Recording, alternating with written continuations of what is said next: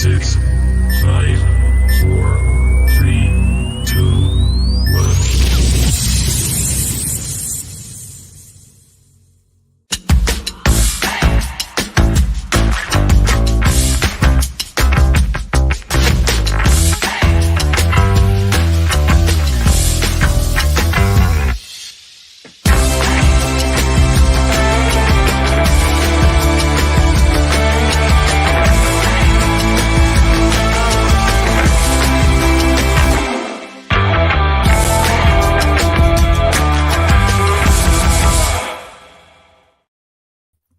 Good evening, everyone. Welcome back to Through Black and White Eyes. Thanks for joining us. We've got Mike, the Brighton fan, in the background waiting to come on to talk about their chances tomorrow. And obviously, Gary, the co-host, will be in as well. Before we go into all of the great gossip, hit that subscribe button, hit the thumbs up button. Don't forget to check out Diacro, our amazing sponsors, great t-shirts, 20% off at the moment for anybody who watches these shows. The t-shirts are amazing, I promise you. I've got one myself. It's going to be fun. Lots of people have been messaging on YouTube today. I haven't had a chance to reply to everyone, but I will reply to everyone, I promise. Let's bring Gary in first, because it's his fault I've got loads of messages on YouTube. I know I'm gonna have to respond to them as well, to be honest. Had one of those days come off and then went on FIFA with the kids and forgot what time it was again. Nice. Must be nice. So, I've been slaving away, getting absolutely mucky and sneezing and wafer dust, trying to make Kit Kats. Exactly. But that was an interesting show this morning.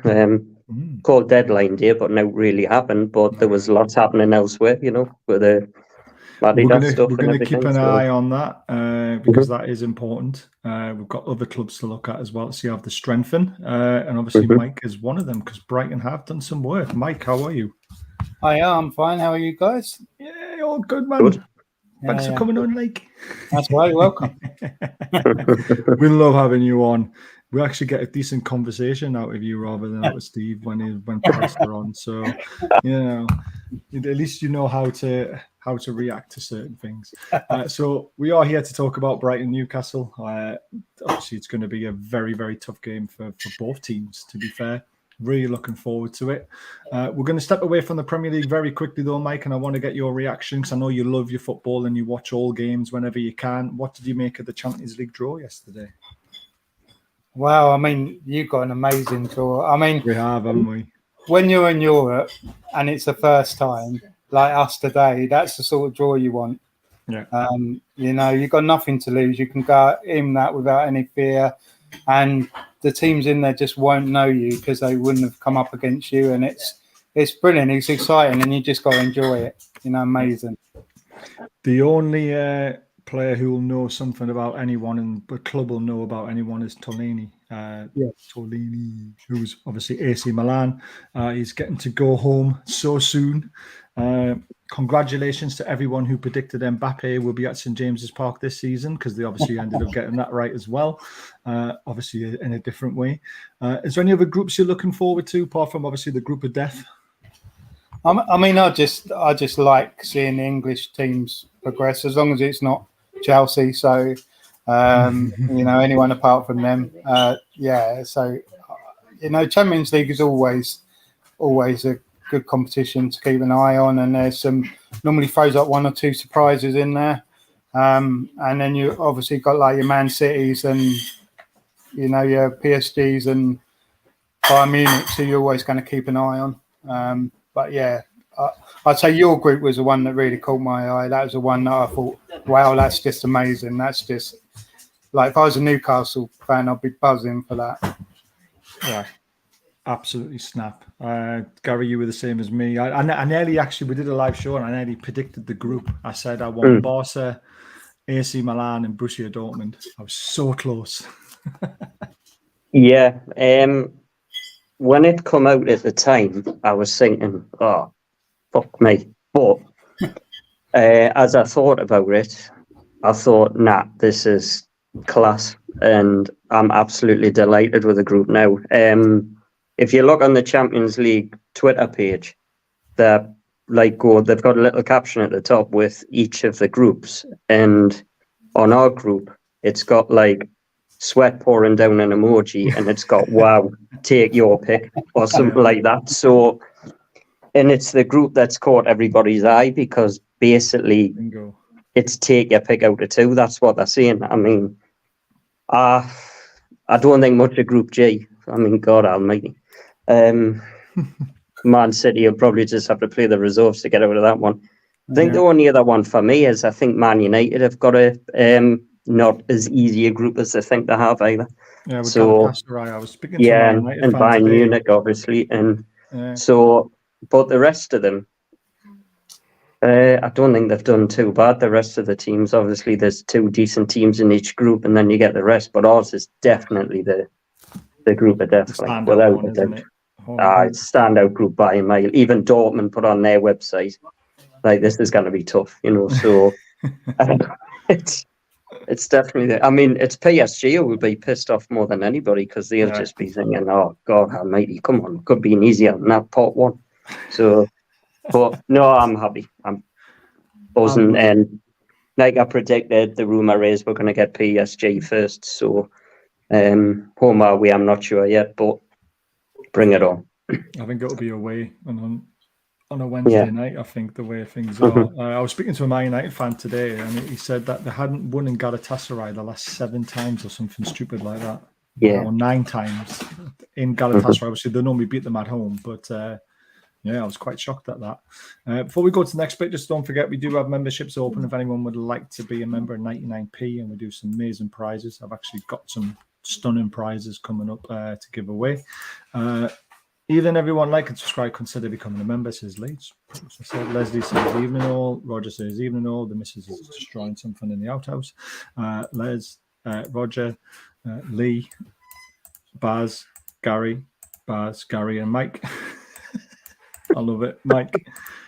Napoli, Madrid, and Braga stands out for Aaron. I think it's a good one, but I think the top 2 go through. Yeah. So I mean, we'll look at most of the groups and we'll say the top 2 go through, don't we? Apart from obviously our group. And the bookies have us second favourites to get out of the group. That is ridiculous. That's amazing. The amount of teams that have got PSG not to qualify is really high. Seriously? Yeah, really high. Amount of funded, they're getting written off. And I mean, you're talking about PSG, but are they going to be up? Because the one thing they're going to have to do is every 3 of those teams they're going to play, they're in for a fight. So, without a doubt, so it's going to be difficult for PSG. It really is. So it's going to be interesting. There's no pressure on home games. Get a draw, you're free. That's the way to look at it, I suppose. No pressure on us at all. Even the bookies had us at 20-1 to win the whole competition before the groups were drawn. I mean, that's ridiculous. I mean, I've been in the competition for 21 years and we're 20-1 to win. We're actually better odds than Napoli and Inter Milan. Yeah, who were both semi-finalists and finalists. That's like a championship team coming up in the Premiership and being 20-1 to win the league. It's just exactly ridiculous. I know we're good, but come on. I bet you wish the price Leicester at that the year they did. Oh my God. One more quick announcement from Newcastle. Obviously, it got announced today, which we all knew it was coming. Adidas is back. All day I dream about sex. That's how you spell it. That's how I learned it at school. There's another term, but I won't use that one. If anyone knows it, they know it. But rumours are 40 million a year over 10 years. Now, Mike, do you know this? Is sponsorship worked over the same as contracts when it comes to players, when it comes to FFP? So if a player sells for 50 million for a 5-year contract, it's 50 times 5 over for FFP on top. Do you know if it's the same for sponsorships or not? I don't know, to be honest, Baz. Not a lot of people know this answer. I don't know it either. I'm desperate to find out because if it's 40 million over 10 years, that's 400 million FFP to play amazing. with. It's unreal. And then there's got to be a massive revenue coming in from it. All the nostalgia people who want the old shirts. I want the old shirts out straight away. Get the brown ale one out. You know, I want it with the buttons on again. You know, everyone will go and buy one. It's as simple as that. It's a masterstroke, isn't it, Gary? Oh, yeah. Well, how many people are going to go out and get that shirt with Shearer 9 on the back? Exactly. It's gonna honestly. I think Shearer 9, Ferdinand 10, Beardsley 8. Beardsley would be mine. Ginola. Ginola 14. Yeah. Robley, There's 7. loads. Albert. Yeah. You name it. Endless list. But no, it's unbelievable. And if you haven't had the chance either, I've just watched episode 4. Give episode 4 a watch. I'm saving it for Sunday night. Yeah, that's full of the Adidas stuff. Is And it? honestly, it's just Don't ruin this it. is going to take with the next deal. That's what me and Liam were on about this morning. We mentioned it, and it's going to absolutely take with the next level. Yeah, I agree. Mike, do you think that's a worry for all the rest of the Premier League teams that Newcastle are now getting the sponsorships that they deserve? I think Newcastle will always be a worry now anyway because of the backing you got. But even so, you're kind of surprising people, I think, by the way you're going through recruitment, rather than say your Man Cities who will spend wouldn't be opposed to spending 100 million on Jack Grealish. You're not doing that. So you're doing it sensibly. You're offloading players as well. So I think Newcastle now in that top 6 bracket are there to stay. I don't think I mean anything can happen in a season. But definitely. I think on the whole, you're probably going to be there or thereabouts every season. Yeah. And from now on, I don't see the quality you're putting in your team. It's just Tonoli's like a master stroke. That's like, so I think that's all quality player, which is sensible recruitment as opposed to other clubs we can think of. That's gonna lay foundations for what's to come. So, have you watched any of the Newcastle United show on Amazon? I watched. Oh no, the documentary. No, I haven't watched it yet. It is on my to-do list, so it will be something I'll go around to, but I haven't. No. I like it. Hey, it's a good watch. I've watched most of them. Watched the Spurs one as well because Mourinho, and I was shocked at what he was like behind doors and that. So they're all good to watch, to be fair. And of course, the best comedy on Netflix, Sunderland Till I Die. I've watched that. Yes, everyone's watched it because it's the best comedy out there. I think I've watched it twice, mate. I love it. Honestly, I love it. It's freaking brilliant. We've got the goalie from that era now playing for us. It's like our number 1 keeper. It's quite. I love it. Right, who's in the comments here? There's a big one. I hope that's not the contract. If Man U gets 90 million a season, should be 40 million a year for 4 seasons, and then revert after the shirts are bought and sold. It might be 40 million to start with, and it might have clauses in it. If we don't make Champions League, it might be less. If we make Champions League, if we win a trophy, if there'd be loads of different stipulations in it, but I still think it's an amazing contract considering what we're used to. Oh, well, I think, like Liam may mentioned this morning as well, because Saudi Arabia are Adidas as well. Yeah. So basically, I think this is the deal where PIF are going to go. I mean, when Mike was on about before saying that the 100 million on Grealish, truth be told, I think that's coming soon. And I think PIF are going to go out.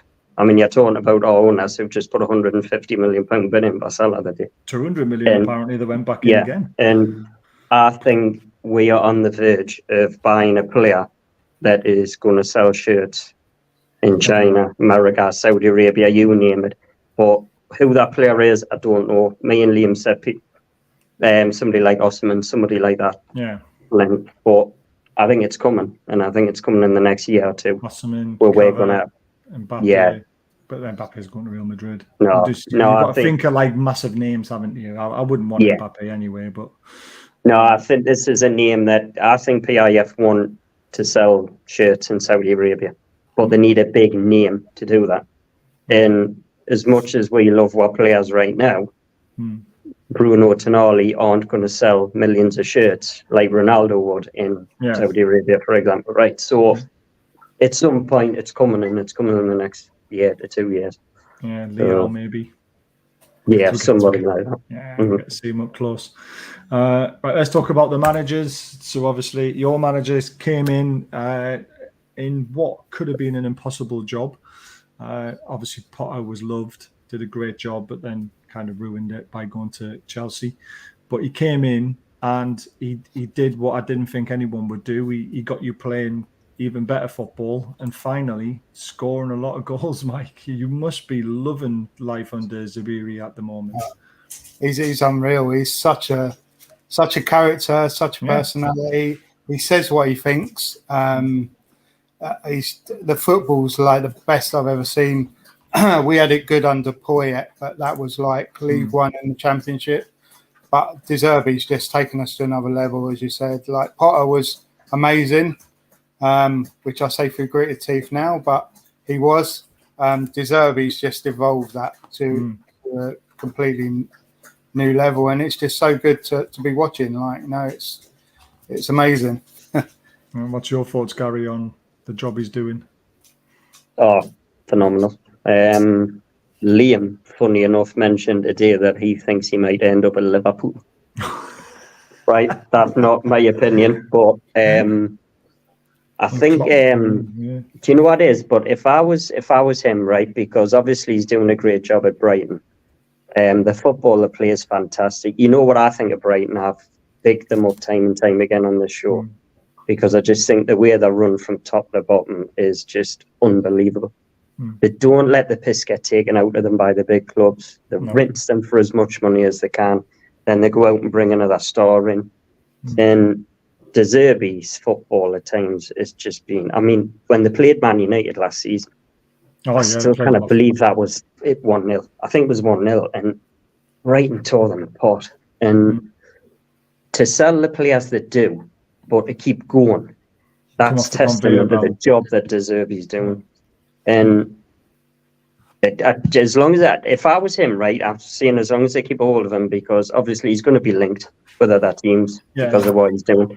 But if I was him, stay where you are, stay for another 2 or 3 years, get Brighton even better, like Egan did for us. Just keep going and going and going and going. And honestly, that's just fantastic to watch. Whenever Brighton are on the telly, I'll watch them. Yeah, that's fascinating. Absolutely snap. And Mike, it's a credit to your backroom staff as well, though. I know we took Ashworth off you, but you left the blueprint there. He left the club in such a great state. Young Ferguson coming through and saying you're not going to sell him for 4 or 5 years. And when you do finally sell him, it'll be up to 80, 90, 100 million if he performs to his potential. Is there any other amazing quality we don't know about that's coming off the conveyor belt?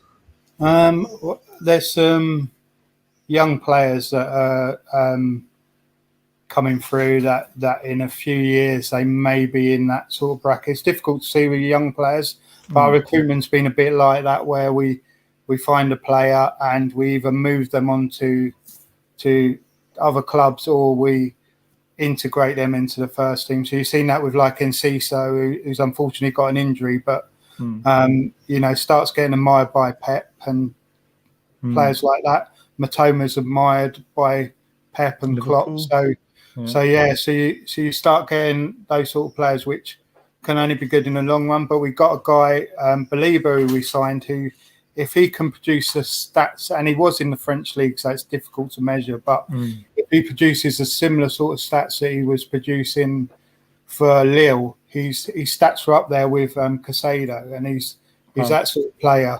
So he could be the next one. We got I can't remember his name, but we got a young Romanian who's come and joined us in January. Plays under Hadji's team. He looks quite exciting. He's in similar vein to Enciso. So we've got them there, and like you say, there's going to be clubs circling for those players. We know that, and I think Paul Barber said we're always looking to fill those roles ahead of time. So we'll be thinking Matoma's going. So we've got Adringa, who came from USG. So we got him in as a replacement for Matoma, knowing that this summer he might go. He hasn't. And rumours are that he's going to sign a new contract, which would be amazing. That's really good for you. Yeah, absolutely. But there seems to be this careful. Whereas Southampton, it was always through their academy, and they came in, and it was academy players that come in.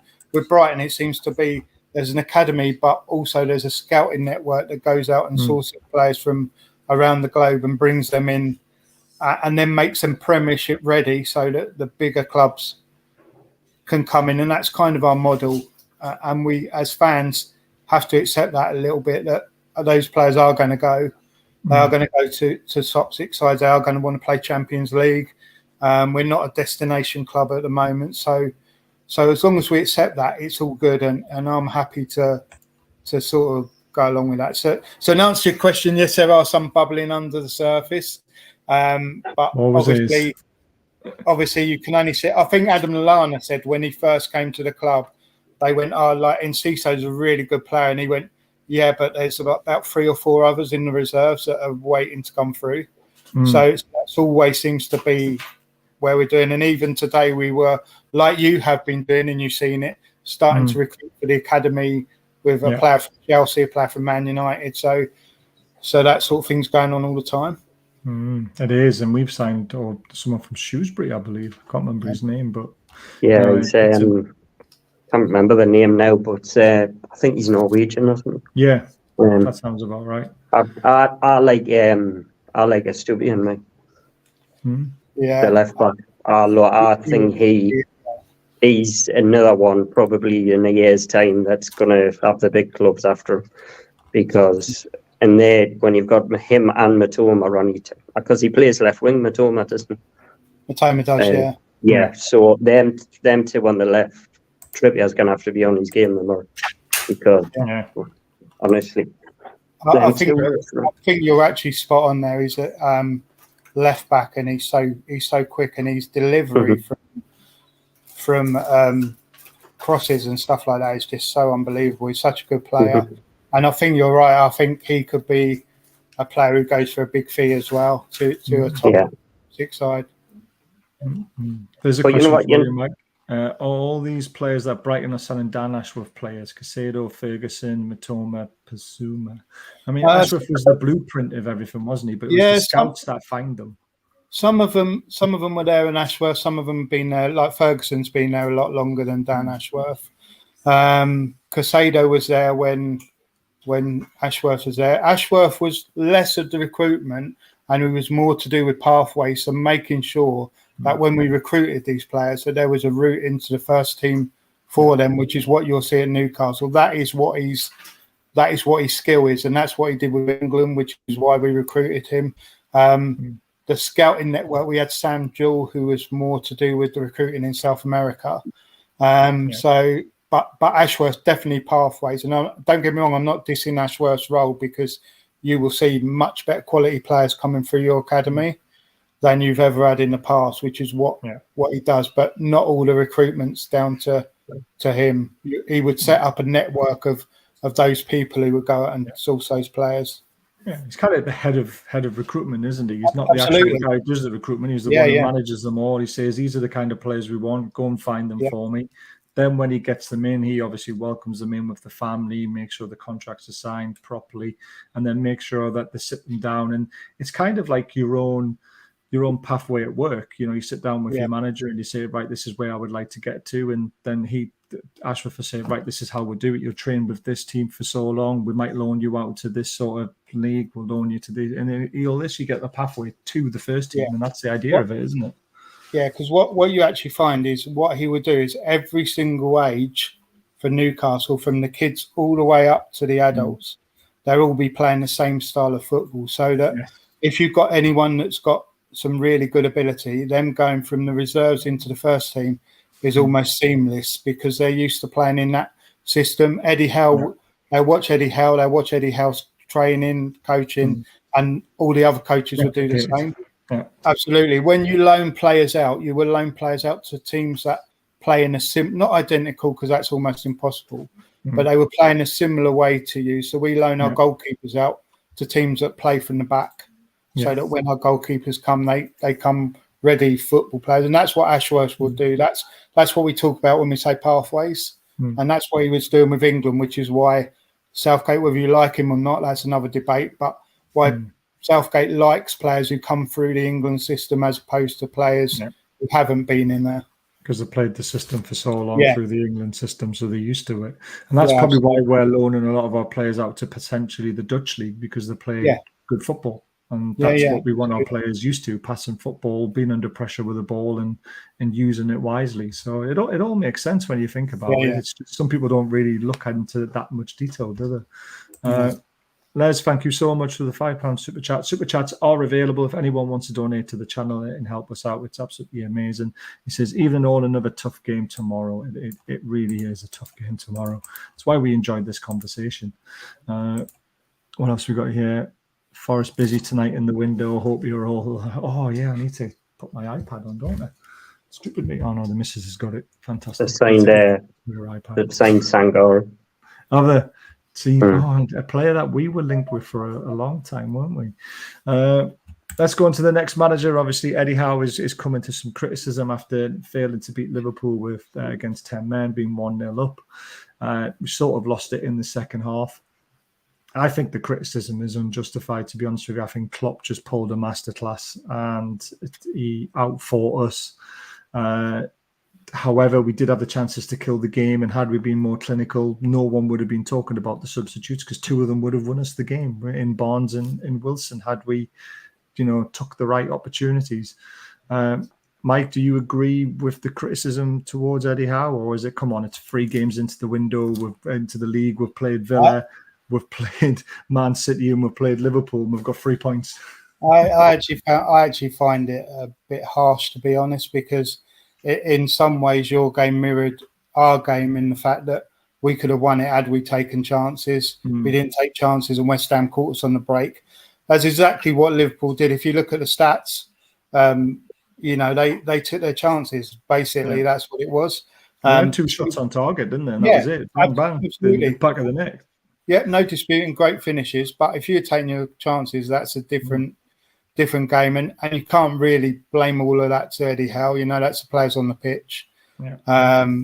Players have to be clever when they get on the pitch, and they have to know how to manage these games against 10 men. And that's what I would say, rather than criticising the coach, is that that's more criticism would be level to how your players manage that against those 10 men, rather than Eddie Howe's coaching. Eddie Howe's been brilliant for you guys, and he's been sensational. It's so early in the season. I mean, I always said to our fans with De Zerbi, we have to accept that there's going to be there's going to be days like West Ham, there's going to be days like Everton, there's going to be days like Newcastle last year, where we get teams that just do us, and that's just because that's the way we play.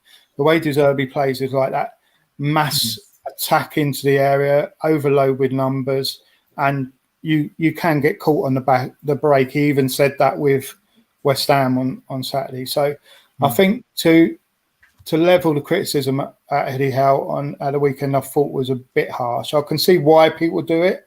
They were down to 10 men, and ultimately fans think teams down to 10 men should get beat. But they become harder to beat often.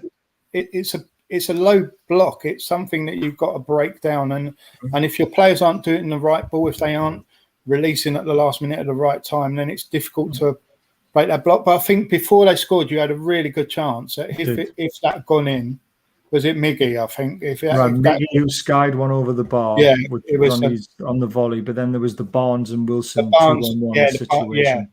So that time, it's if they go in, you've killed the game. It's gone. And no one's criticising Eddie Howe at all.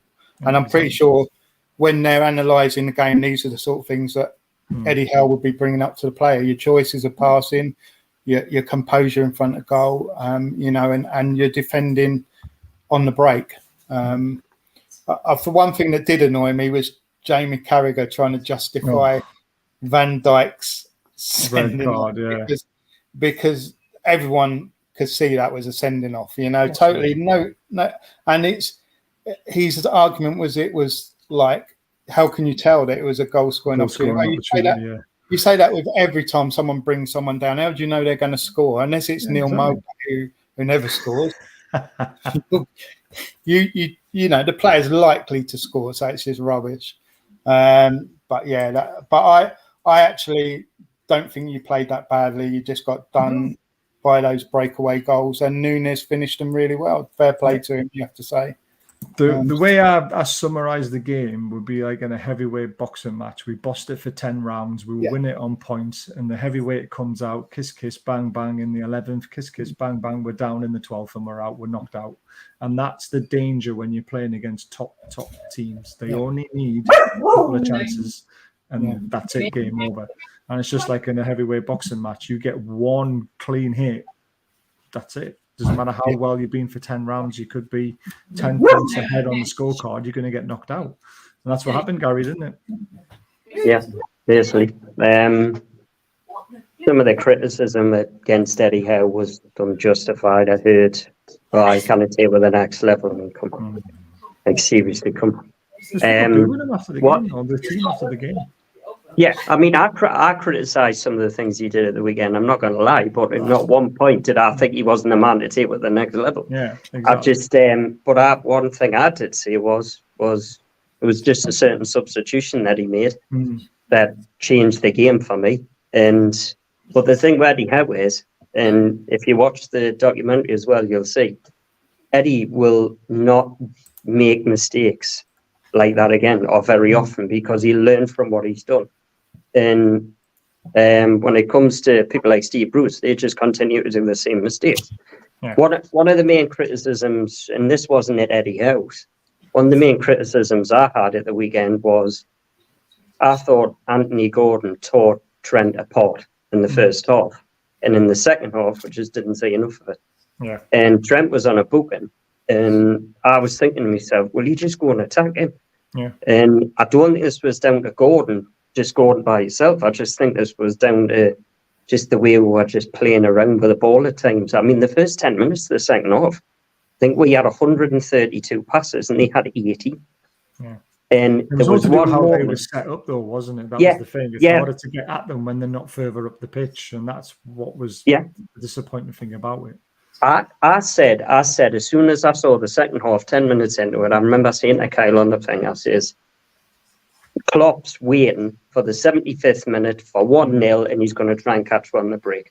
Yeah. Unfortunately, Botman went off. When Botman went off injured, I know the first goal was down to him, but when he went off, everything changed. Yeah.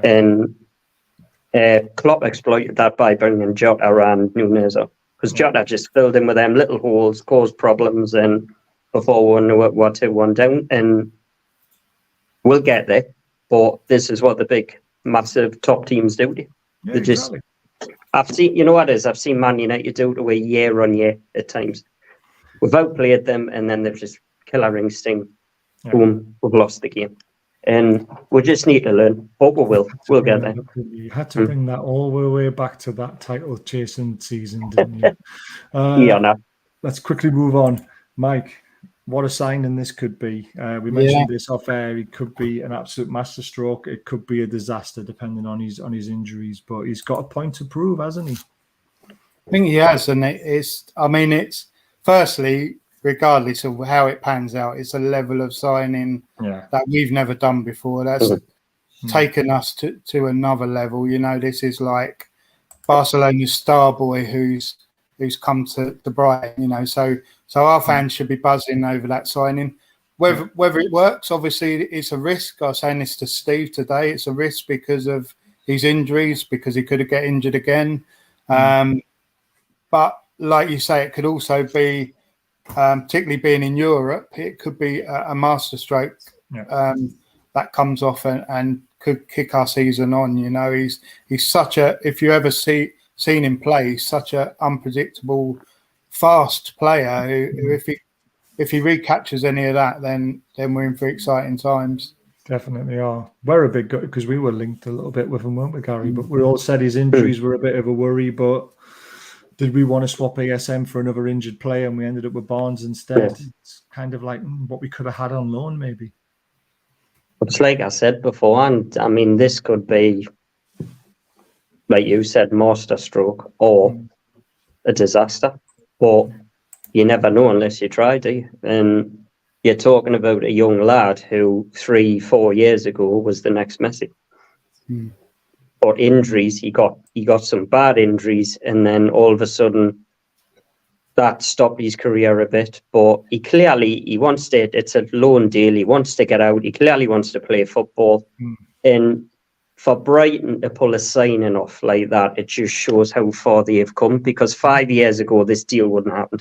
6 years ago, absolutely no chance. Not even a But now it just shows you, and it probably shows you the pull of De Zerbi as well. Yeah. I think he's starting to get a global name about himself now as well. But to sign a player from Barcelona who years ago was one of the best youngsters in world football, it's no gamble for them, really. It's a loan signing. Well, You know what I mean?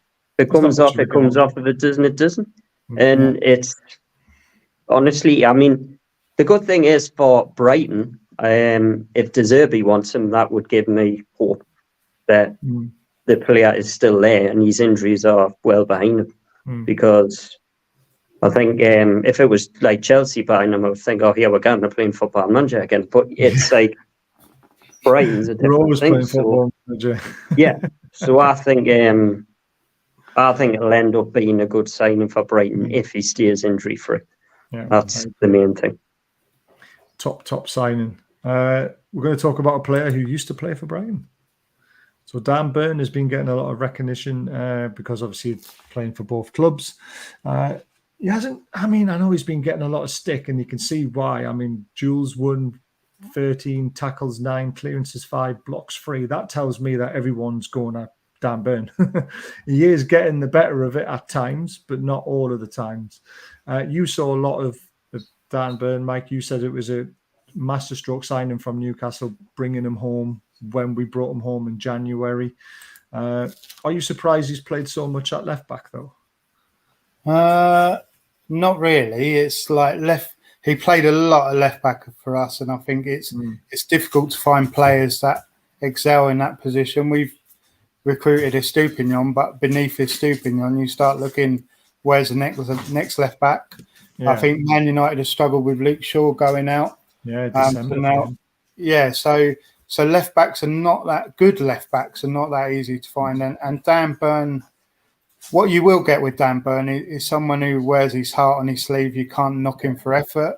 Whether you're getting to that stage now where you're moving on from Dan Burn is a completely different question altogether. But until you get someone to hold that position, to get in there and replace him, then you know he's there. That's like, maybe you'll go for a Estupinian at some point. I don't know, but that's the sort of signing I'd expect you to be looking at. Well, we've made some young signings at our fullbacks in Lewis Hall and Lewis Hall. What a great signing that is! Yeah. Absolutely fantastic. That out of all your sign, the Tonali's and that are the kind of signings you expect Newcastle to make. Lewis Hall is just such a prospect.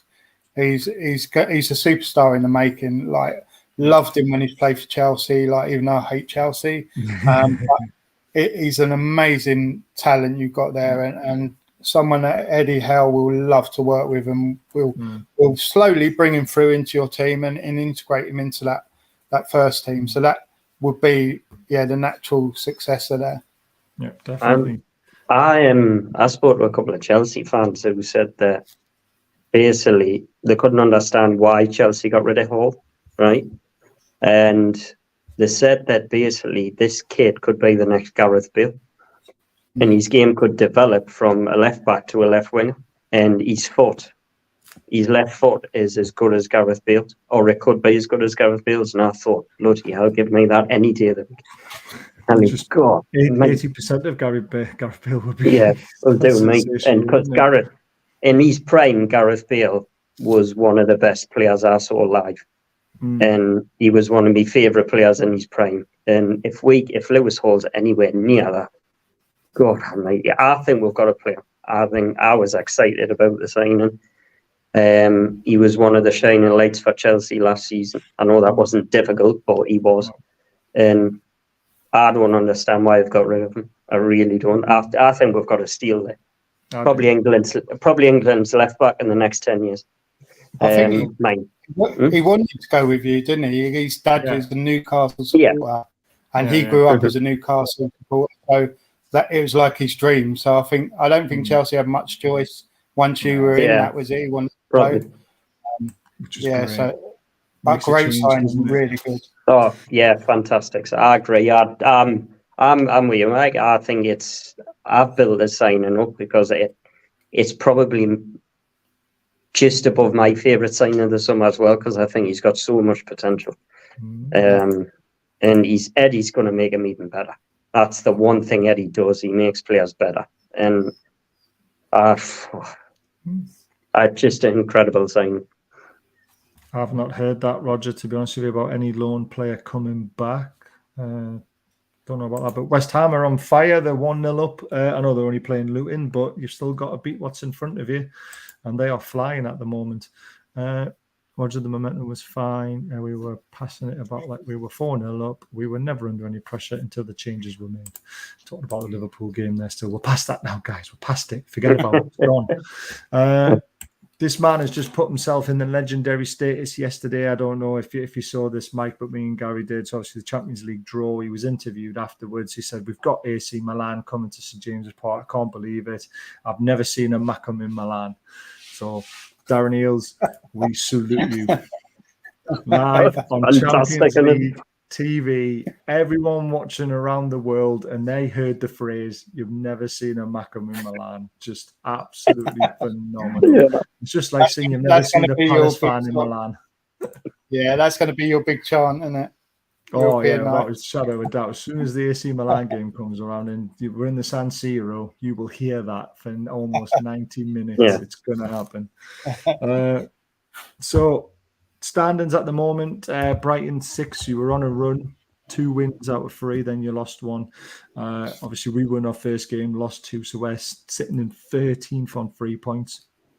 There has been 6, 7 is 13, plus 5 is 18. There's been about 19,500 votes on the result of this game, and it's literally almost split down the middle. 32% Brighton win, 30% the draw, and 38% Newcastle. So it is such a tough game to call. I'm having a look at the stats, and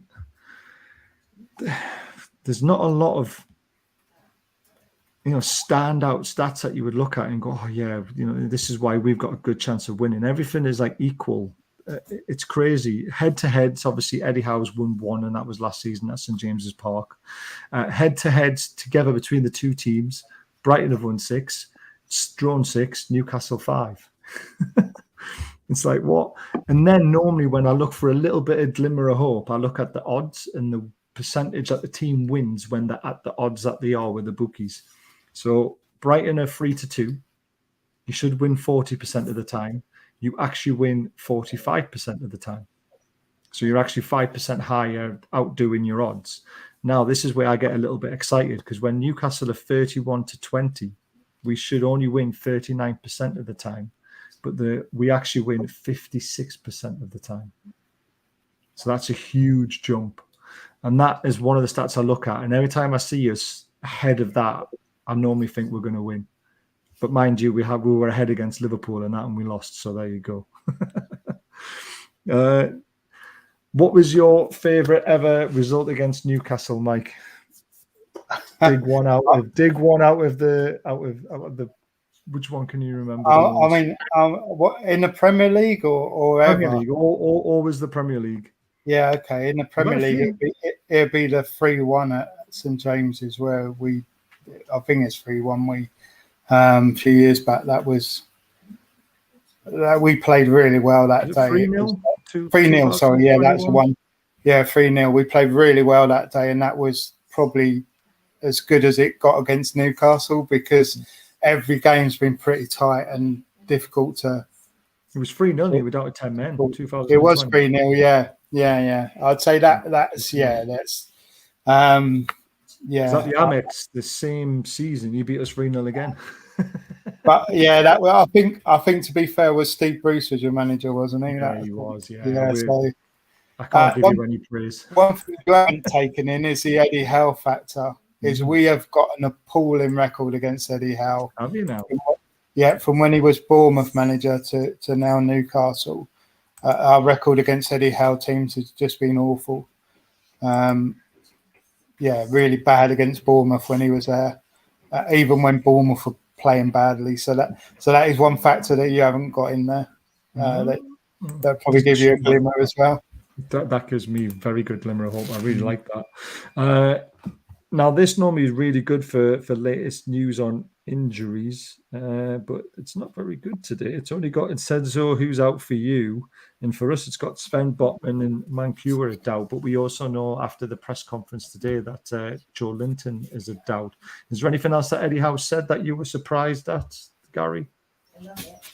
To be honest, when I was trying to look for what Eddie Howe was saying about the game, I just kept seeing things about Adidas and Botman and Lascelles. So every time I searched something, we've covered he was talking about Lascelles, he was talking about Botman's injury, he was talking about the transfer window, he was talking about Adidas, and I was trying to find a conversation about the game tomorrow, and I couldn't bloody find it.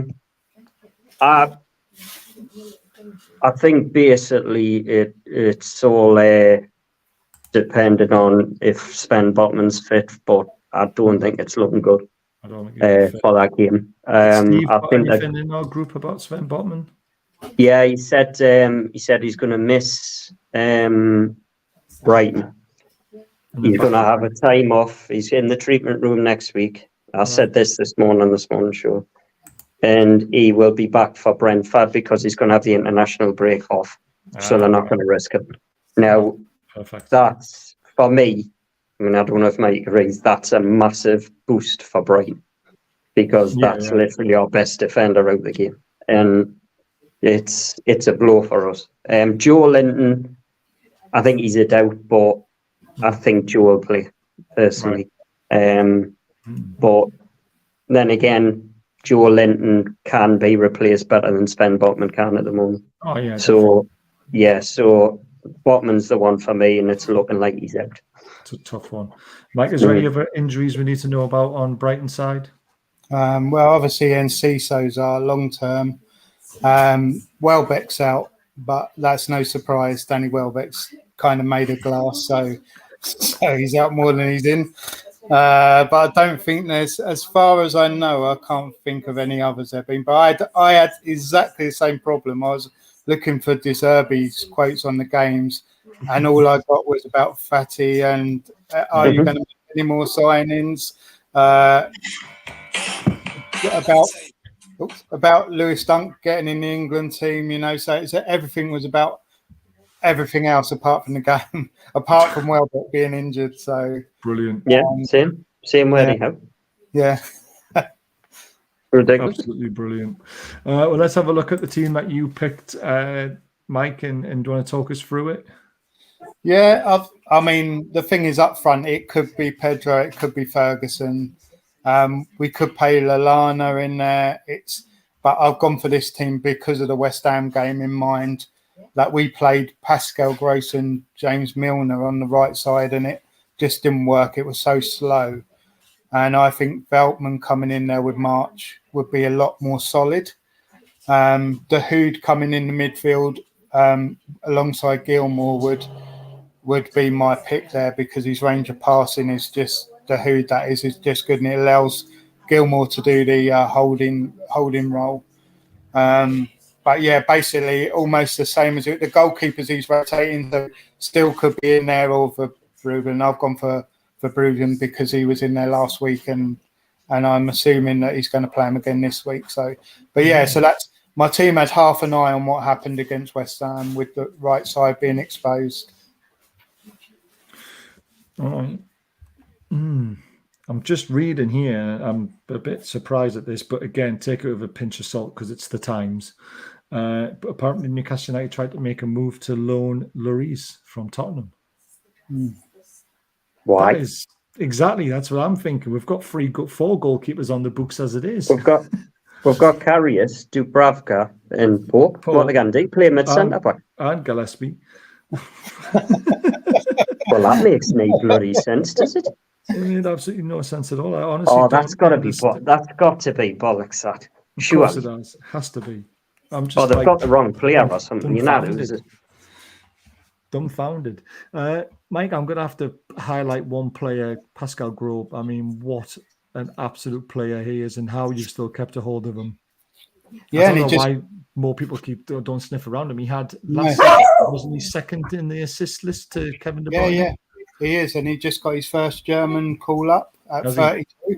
Absolutely Into the deserves German national team. He's our Mr. Consistent. He's just so every week he's so good, and he doesn't drop under a 7 in performances very rarely. So he's for me. I actually voted him for our fans player of the season last year. I know they gave it to Casado, who's equally good, but Pascal Gross is just so underrated by a lot of other fans and even some of our supporters, to be honest.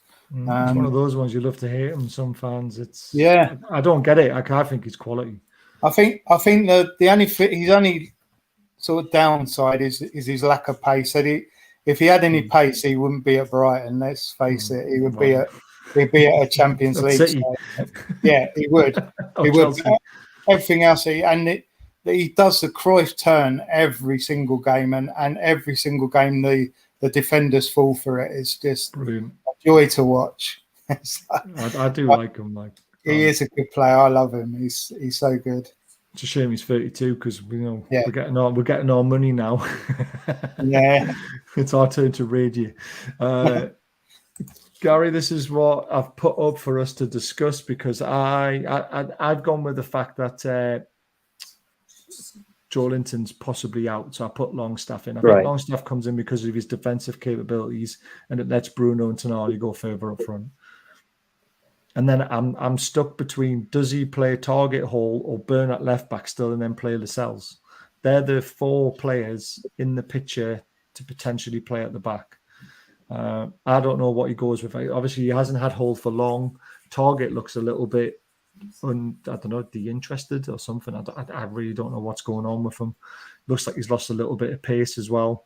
So, I mean, the rest of the team picks itself, apart from those 3 positions, really. I know people are going to say why Miggy had a great game against Liverpool. He just didn't score, and had that one that hit the bar went in, which was an unbelievable worldie save. And then obviously the one that hit the post would have been a worldie goal because you ran from the halfway line. Everyone would be thinking Miggy's a genius again. So he stays in the team for me for that reason, and his work rate against Brighton is definitely going to be needed, and his pace as well. So who would you go with? Would you go with Lascelles and then Burn at left back, or would you play Burn at left centre back and then go for Hall or Target? I can't see Lascelles being in there personally since what's happened recently. I wouldn't have Target anywhere near the team at the minute because he came on the other day and he was part of the reason why the second goal went in. Yeah. He just stood there. He would get nowhere near it for me, so I would go Burn and I would bring Hall in. Absolutely no doubt whatsoever. Hall will be fit. He's got Premiership experience, no problem with that whatsoever. Yeah. Come straight in for me. Miggy, I think, will play. I think you might be right on Longstaff because I think Eddie is going to make changes. I think Longstaff might come in, and I'm going to go for a shock one. Go on. I think Callum Wilson will start. Oh. Over Isak. Oh. I mean, Isak hasn't had much of a kick in the last 2 games, has he? No, he's been very isolated, and I think Brighton are going to have a lot of the ball, right? And we know that. And mind, we have got a good midfield. That's the one thing I will say. So they might not have the ball as much as they've had in previous seasons against us. But I think he might just think, look, I'm going to play Wilson. Wilson's the experienced one when it comes to scoring goals from next to nothing, right?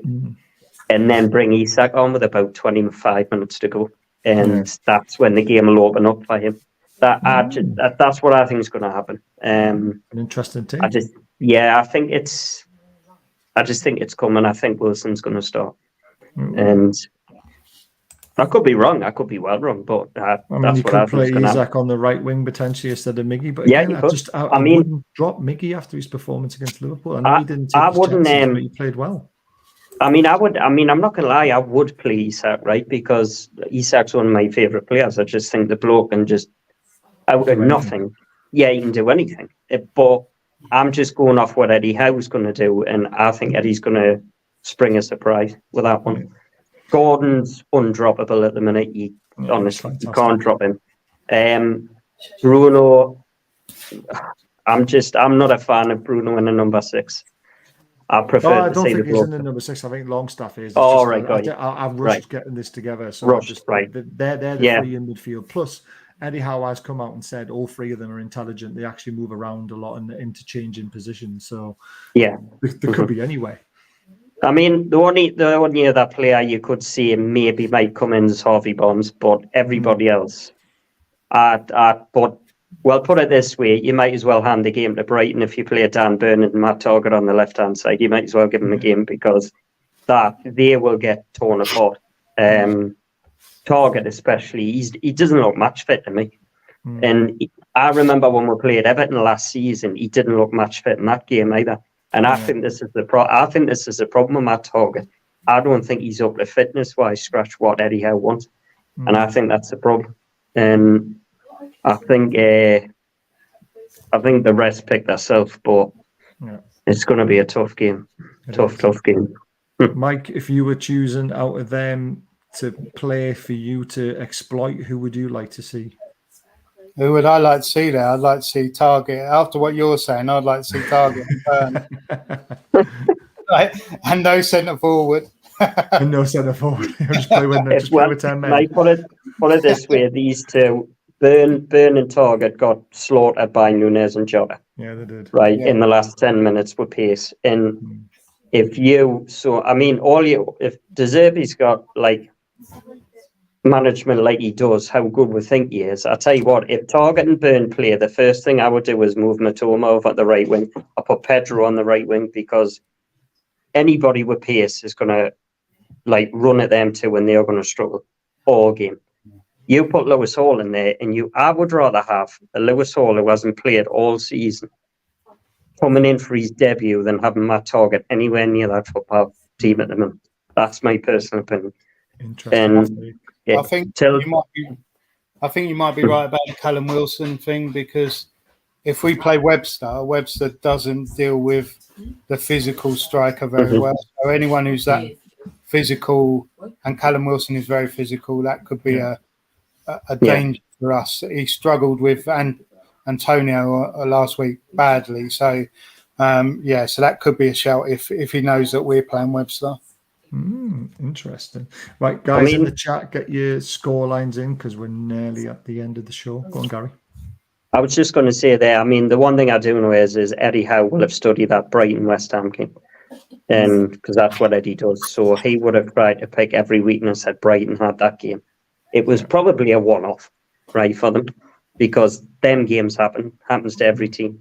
But he will have looked, and if he saw that Antonio, because I didn't see the game, but if he saw Antonio was causing them problems, then there you go, Callum Wilson. Not much better than Callum Wilson when it comes to roughing things up a bit. So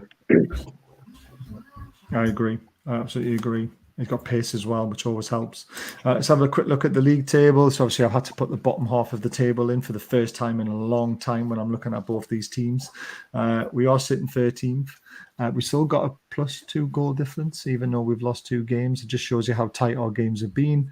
And like I say, you know, you win one game and you could fly up into the top half of the table quite comfortably. It's just going to take a nice little run of games. We all know that West Ham are winning and they are top of the league again with this Friday night victory that they might get against Luton and Brighton, where they always seem to be at the moment between 5th, 6th and 7th. You know, great start for them. Yes, they lost that one against West Ham, but like I say, West Ham are flying. Both teams want to get back to winning ways, which is why I'm sitting on the fence with a 2-2 draw, Mike. Yeah. What about you? I think I'm the same. About 1-1. Yeah. I think it's just going to be tight. I think there's not been anything to choose between the teams. And it was 0-0 last year, wasn't it? Yeah. I just don't see it being a one-sided game at all. So 1-1 for me. 1-1. I've gone Desmond. What about you, Gary? didn't want to be boring here, but I went 1-1. Do you know what it is? I love it. I think the fact that Sven Botman's out There's a is good a one big. from Roger. Heart says 2-1 Newcastle, brain says 1-1. That's kind of what I've done because I've gone with my heart. Absolutely. You go with your Super 6.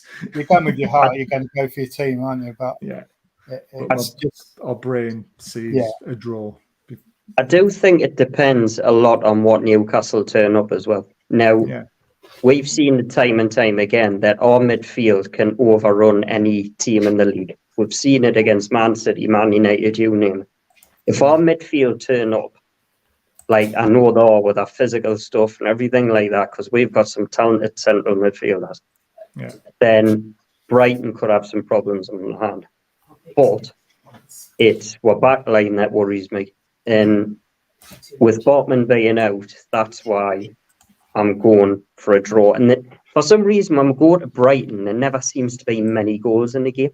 No, so it's always a tight affair. Great football. You expect it to be a lot of goals, don't you? But but it's always like a tight affair. And it's maybe because we've sat back a bit more in the past against Brighton because we know they're going to have a lot of the ball. But it's I'm going for another tight game again. I love that comment. Yeah, mate, I know it's going to be a tough game, but I think we'll win convincingly.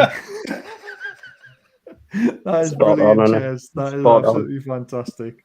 That's like you started talking with your head and then your heart took over at the end. That is brilliant. I love it. Guys, if you've enjoyed tonight, please hit the subscribe button, hit the thumbs up button. It is a massive help. There is a chance to do super chat, super donation, whatever you want to do if you want to. But memberships are open that 99p a month, and we've got some amazing prizes that I've been able to get a hold of. So please consider it. You can only be in with a chance of winning a prize if you're a member.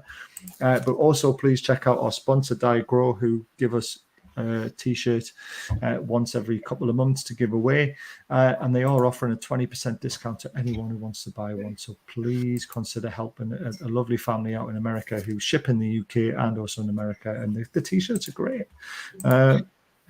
I'm with you on that one, Mucker. Everyone's getting true bars. That's what happened. Yeah, exactly. He was speaking with his head and then he thought, sod it, we're going to beat them. I absolutely love it. Mike, we wish you luck as always, but not tomorrow, as always. Thanks for coming on. You've obviously been a great guest as always. Thank you. Gaz, as always as well. I'll see Mike on the Premier League show. Are you available on that one on the 6th of September? Should be. If I've got any problems, I'll let you know. Brilliant. Well, it's not me hosting it. We're going to be on the Mancunian Ways channel hosting the Premier League show. It's going to be a different format. We're not going to be talking about the weekend results. We're going to be talking about the whole month and about anything that's happened in the month. So we'll talk about VAR decisions, sending offs, and all this sort of stuff, and what teams surprising, what teams are struggling, all that sort of stuff. Because doing it once a week was getting a little bit too difficult. Yeah. War flags, yes, War flags are asking for donations for Champions League flags. If anyone has any spare coin, please consider doing that. We need to get an amazing display for the Dortmund game, and I hope the Dortmund fans bring over all their stuff as well for the away end, because that would look amazing. Win or lose with a name like Mike Siegel, just stay the hell out of the Sunderland, mate. I know what that's in reference to. I love it. Thanks, Gary. Mike, fantastic show. Please hit the thumbs up on the way out. And first time here, great chat. Take it easy and how are the lads? Thank you very much, mate. I hope you enjoyed it. Hit that thumbs up and subscribe button, pal, and come back again when we're next on. Gary, when are we next on? Tomorrow for the watch along. That's what you're doing tomorrow, yeah? I'm at work, unfortunately. And then tomorrow night for the review show, Mike, if you are in a good mood, we will be on at about 8 o'clock. If you fancy joining us again, it's up to you. But I guess it depends on the result. Yeah. I know. One of those, isn't it? It is. It really is. Right. Good night, everyone. Thank you for joining us, and we'll see you again very soon. Cheers.